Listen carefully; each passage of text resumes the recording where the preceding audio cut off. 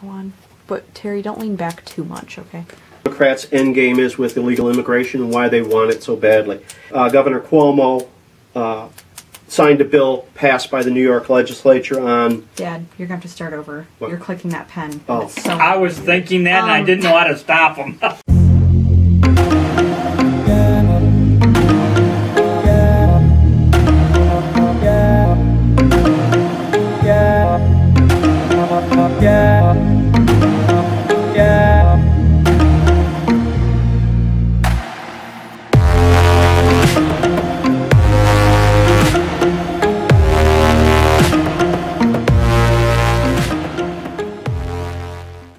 Welcome to another segment of Michigan Conservative Roundtable. We are Michigan conservatives who are regular guys that just happen to love our country. So today let's talk about what's the end game for the Democrats on illegal immigration. What is it that they want to accomplish at the end of the day on illegal immigration? I know I have some thoughts. What are your thoughts, TJ?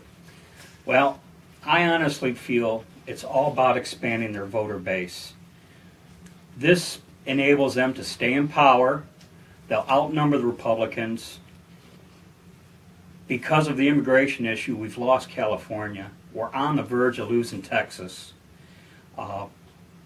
And I honestly feel that in one, maybe two election cycles, Texas will be another California. That concerns me.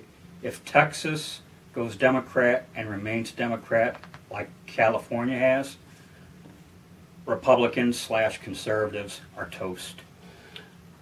On California, though, they've even taken it a step further in so much as they're letting illegals vote. They want them to have driver's license. They want to issue them Social Security cards. They don't really care whatsoever that they're here illegally. They have sanctuary cities like San Francisco, Los Angeles, and they're turning into absolute shitholes. It looks like a third world country, which California is going to look like in its entirety soon. And then that, if they accomplish their goal of flipping California and Texas, and in fact, if they flip Texas, it becomes almost a numerical impossibility for a Republican to win. You're referring to the Electoral College. Electoral College, right? And because that would put them at what? How many are there in Texas? Do you know? I don't know off the top of my head. I didn't think to research it. I think it's in the neighborhood of 40. So let's just say, for the sake of discussion, it's 40. They already start out at about, what, 220, 240? Thereabouts. So they would be right there, automatically. Without Texas hitting the magic number of 270, or whatever the number is for the electoral It's 270. 270, it's almost an impossibility. Since Ronald Reagan was the last one to take California, since Reagan, no Republican, I believe, has taken California since then. You literally have between Washington, Oregon, and California on the left coast, and then you got the New England area, New York City, New York. Those areas alone have such a high numeric count. Without Texas, the Republicans don't have a chance. And I keep going back to Texas. We've got to draw the line somewhere because we're just so close to. I don't think people really understand how close Texas is to going Democrat. It's just another election cycle or two. If this doesn't get turned around, it's toast. The end result of that is going to be a one-party government. That's what we're going to end up with, is a one-party government. And I don't think that serves anybody, Republicans, Democrats, Independents, the new Communist Party. I don't think it suits, except for maybe the new Communists, who that would be one of their goals. Then you can plan on their policies being railroaded down our throats. Yep. That's going to be a given. Yep. More political correctness. In Canada, they've already made it illegal to speak out against Muslims or criticize them in any way. You can end up in jail. That's only going to get worse. I guess you could start off with the fact that they're in denial about these people, or they project that they're in denial about them being illegals. They call them undocumented immigrants, dreamers, as if the rest of the planet doesn't have dreams and hopes and aspirations. I'll go back to 2006 when I kind of had my eyes opened on what was really happening here, which was these folks are not coming here to be Americans. You know, I was sympathetic to them because who doesn't want a good life for their family and their kids and a brighter future? So I was sympathetic to that cause. Then I happened to see a march of illegal immigrants demanding that they become citizens. And right out in front of this huge crowd, they were carrying a Mexican flag. And that's when I said, that's what this is about.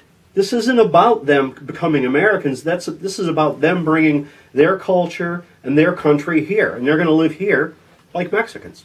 I too saw those videos, and I was borderline scared. It's like taking the whole southwest section of the United States and annexing it to Mexico. That's what's going to happen. Well, there are people who want that, and it escapes me the name of their group. When I was still working, I'm retired now, as you know. When I was still working, we had a lady come from, and I don't know her name, and I probably wouldn't use it if I did. She was from a major company in the Metro Detroit area, and she came and gave a speech on during Hispanic Month, and she essentially said, when they get the numbers here, they're going to become the minority majority, and they are going to make a new America for themselves. And get this phrase. Get rid of white-minded thinking. The gentleman I was standing with, who you also know, remain nameless, was flabbergasted. He's a black gentleman. And he couldn't believe it. And he said, maybe they said right-minded thinking. I said, well, that doesn't make any sense. Why would anybody want to get rid of a right-minded thinking?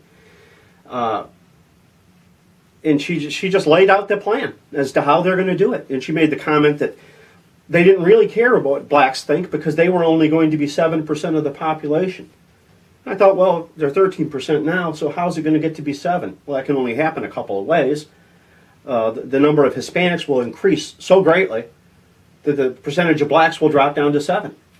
And who knows what they have in mind exactly for white Americans. But they go on with their calling them undocumented immigrants. Well, where else can you use that kind of thing? You tell them that, get on an airplane and tell them you're not going to show them your ID because you're an undocumented passenger. You don't have a ticket. Try getting pulled over by a police officer and telling them, I'm an undocumented driver. What do you think is going to happen? They'll take you in. Yeah, you're going to get more documentation So than much you for ever being a wanted. sovereign citizen. Exactly. And what I think that their end game is to flip Texas, control the Electoral College, get enough of their people here so that they can essentially do away with the Electoral College, call a convention of the states, change the Constitution, get rid of the Bill of Rights, essentially.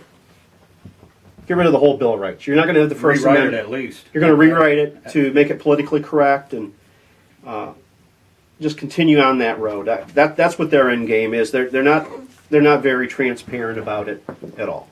Those are our thoughts on that topic as to why Democrats want illegal immigration so bad, what their end game is, how they're going to create a new country for themselves, which will eventually end up in socialism and then communism, as it always does. Those are our thoughts. Leave your thoughts in the comments below, and we'll do some feedback on the comments we get. And we'll call it our mailbag section. This week in New York, Governor Cuomo signed a bill passed by the New York legislature allowing abortions I believe up until the due date for no particular reason, no medical cause, just the desire of the pregnant woman to abort. This is an injustice of magnitudes. I don't know that there's been a genocide like this, or in this case an infanticide like this, in the history of mankind, and I find it disgusting. Your thoughts, TJ? What struck me, and the fact that they stood up, clapped, cheered, celebration of sorts. You can debate the issue all you want. The very fact of their conduct, their conduct upon passing such a horrible act goes right to their mindset, their complete disregard for to cheer the taking of a life. That's what, I don't know if people realize that's what happened. They're standing up clapping over the ability to take a life. That's what's going on. That's what happened. It sickens me because it's akin to what happened in the Roman Colosseum when the Christian got slaughtered. The thing is, you can't tell a woman what to do with her body. You can't have anything more innocent than an unborn baby. Do people even connect these dots? The innocence of an unborn baby, and they're going to stand up and cheer that, yeah, we can terminate this. Yeah, all right, great, yeah, woohoo, yeah, go, go, go. I think it's as much as anything got to do with women not wanting to be told to do anything. We're all told to do something. People say, oh, nobody tells me anything. Oh, do you drive the speed limit? Do you stop at stop signs? Do you stop at the red light? Do you stand in line at the grocery store? It's what makes a society civil. And I don't know what kind of society murders its unborn in the numbers that we are. 7 out of every 10 babies in New York City, actually 73% are black. It confounds me as to how blacks can, at 95% or so, support Democrats who are essentially wiping them out. And we could get into the whole Margaret Sanger thing and her desire to get rid of undesirables being blacks, and as I'm sure as she put it, retards, anyone who's meant Catholics along there as well. It just absolutely sickens me. Any assigned undesirable, all you got to do is fall into the undesirable category, and I couldn't agree more that the celebration is sickening. The celebration, to me, that's, I'll say a bridge too far, to use the World War II movie term. I don't know how you can go back from that, how you can turn back from that. It just, the cheering, the hooping and hollering and cheering, the clapping. You can go through a whole litany, and I don't remember them all, of how this has evolved. First, it wasn't a baby. There was no proof that it was a baby. Well, ultrasound technology knocked that out of the water. Then it was a tissue mass, is what they used to say, like it were unviable. A growth. That was an argument that it was unviable. They couldn't live outside the womb on its own. Well, you can carry any pregnancy to term, and as you used to say, put it on the table and don't do anything with it. It'll die. Yeah, you can say that about a 1-year-old or a 2-year-old. You could take just a newborn baby, deliver it, put it on the counter, come back the next day. Well, what do you think chances of it still being alive? Not very good. Not very good at all. That's exactly right. I just I'm worried. This is an example of the moral decline. This epitomizes the moral decline of this country. Well, it's an example, the prime example of moral relativism. I think back when I was in school, just like in elementary school, and you hear about the Mayan civilizations sacrificing their children, and I remember, how could someone do that? Here I am in 3rd grade thinking, how could people just give their kids up to be sacrificed to a god of some sort? What's happening now is really no different, and you could even argue worse probably. But I just remember in 3rd grade thinking, how could this be? And I think here, how can this be? Yeah, at least for the sake of the sacrifice, they believed that it was the right thing to do. These people know it's wrong. It's for convenience. Birth control, there's many methods of birth control that could be used. And they talk about a woman's choice. A woman's choice comes at the point where she decides to have sex. That's where her choice happens, not 9 months later.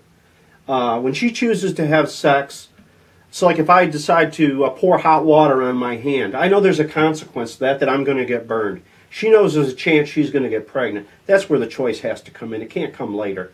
I don't get to unburn myself after I poured the water on me. I really don't know what more we can say on that. We're